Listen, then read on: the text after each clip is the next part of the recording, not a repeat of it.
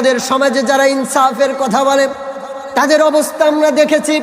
একটা রুটি আর একটা কলা মানুষের মাঝে দান করে, 4 জন নেতা হাতে নিয়ে ধরে ছবি তোলে, তারপরে ফেসবুকে দেয়।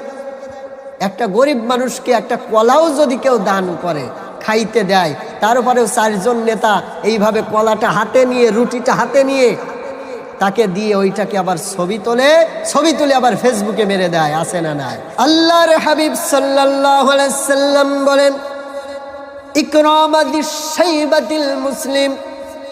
আল্লাহর নবীজি সরকারে দু আলম জনাবে মুহাম্মাদুর রাসূলুল্লাহ সাল্লাল্লাহু আলাইহি সাল্লাম বলেন, মুসলিম বয়োজ্যেষ্ঠ বৃদ্ধ মুরব্বীকে যারা সম্মান করবে, চুল পাকা দাড়ি পাকা মুরব্বীদেরকে যারা ইজ্জত দেবে, স্বয়ং আল্লাহ রাব্বুল আলামিনকে সম্মান দেওয়ার, ইজ্জত করার সমান হয়ে যাবে।